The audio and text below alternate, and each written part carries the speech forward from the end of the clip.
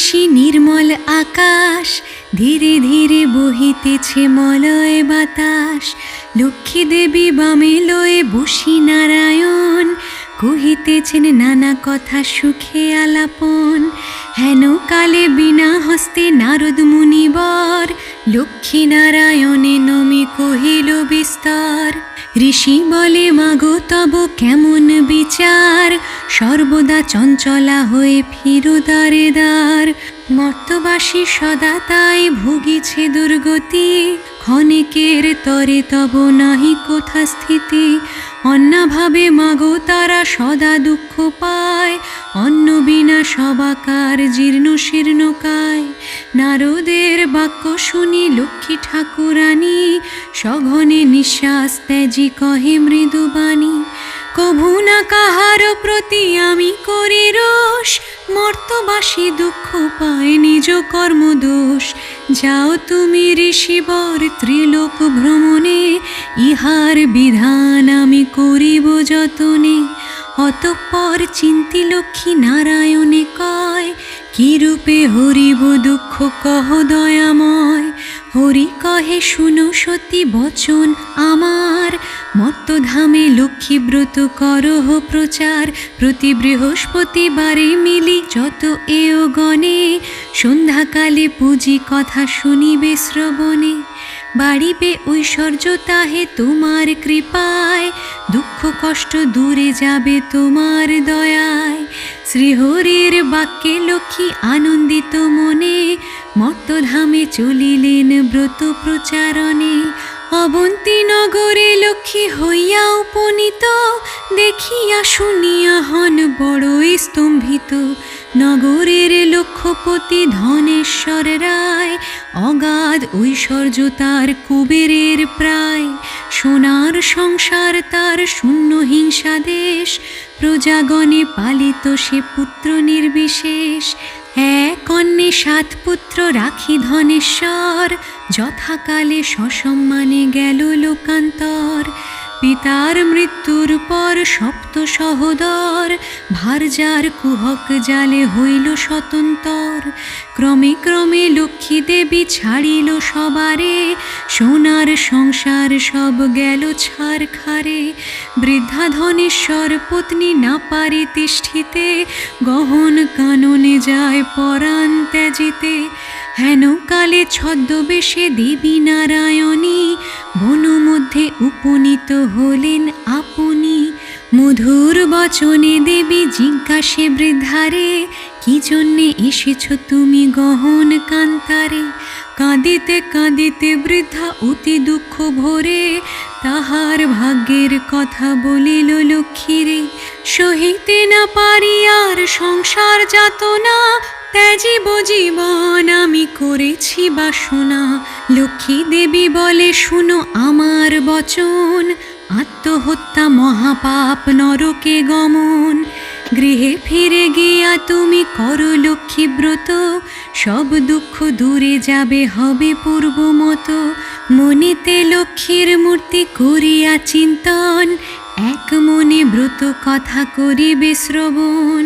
যেই গৃহে গুরুবারে লক্ষ্মী ব্রত হয়, সেই গৃহে থাকে লক্ষ্মী জানিও নিশ্চয়। বলিতে বলিতে লক্ষ্মী নিজ মূর্তি ধরি, বৃদ্ধারে দর্শন দিল লক্ষ্মী কৃপা করি। ভূমি লোটাইয়া বৃদ্ধা প্রণাম করিল, আনন্দিত মনে বৃদ্ধা গৃহেতে ফিরিল।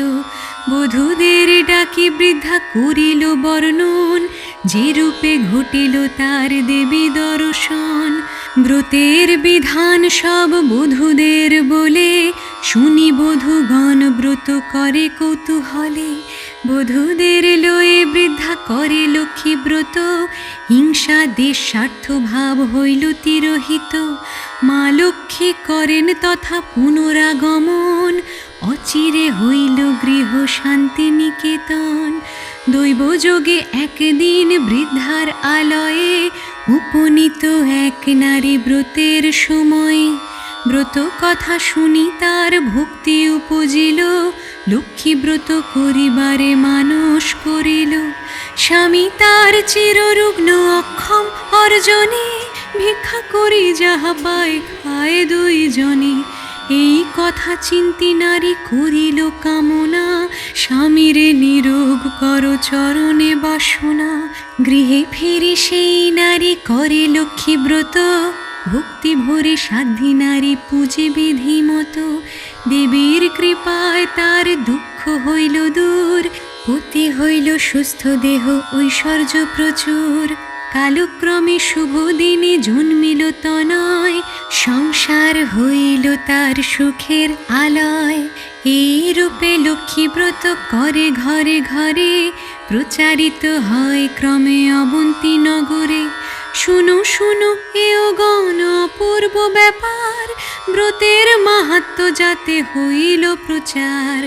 অবন্তী নগরে এক গৃহস্থ ভবনে, এও গণ লক্ষ্মী ব্রত করে এক মনে। অকস্মাৎ এলো সেথা বণিক তনয়, দাঁড়াইল সেই স্থানে ব্রতের সময়। ধনৈশ্বর্যে পূর্ণ গৃহ ভাই পঞ্চজন, পরস্পর অনুগত রয় সর্বজন। ব্রত দেখি হেলা করে বণিক তনয়, বলে একি ব্রত ইথেকে বা ফলদয়। বণিকের বাক্য শুনি বলে বামাগণ, লক্ষ্মী ব্রত করি ইথে কামনা পূরণ। এই ব্রত যে করিবে ধনী জনে তার, লক্ষ্মীর কৃপায় হবে সোনার সংসার। শুনি তাহা সদাগর বলে অহংকারে, যে জন অভাবে থাকে সে পূজে উহারে। ধনৈশ্বর্য ভোগাদি যা কিছু সম্ভবে, সবই তো আমার আছে আর কি বা হবে। ভাগ্যে না থাকিলে লক্ষ্মী কি বা দিবে ধন, হেন কথা কভু আমি না শুনি কখন। অহংকার বাক্য লক্ষ্মী সহিতে না পারে, গর্বের কারণে লক্ষ্মী ছাড়িল তাহারে। ধন মদে মত্ত হয়ে লক্ষ্মী করি হেলা, নানা রত্ন পূর্ণ তরি বাণিজ্যেতে গেলা। দৈব যোগে লক্ষ্মী কোপে সহ লোকজন, সপ্ততরি জল মধ্যে হইল নিমগ্ন। গৃহ মধ্যে ধনৈশ্বর্য যা ছিল তাহার, বজ্রাঘাতে দগ্ধ হয়ে হইল ছারখার। দূরে গেল ভাতৃভাব হইল ভিন্ন ভিন্ন, সোনার সংসার তার হইল বিপন্ন। ভিক্ষাজীবী হয়ে সবে ফিরে দাঁড়ে দাঁড়ে, পেটের জ্বালায় ঘুরে দেশ দেশান্তরে। এরূপ হইল কেন বুঝিতে পারিল, কেঁদে কেঁদে লক্ষ্মী স্তব করিতে লাগিল। সদয়া হলেন লক্ষ্মী তাহার উপরে, পুনরায় কৃপা দৃষ্টি দেন সদাগরে।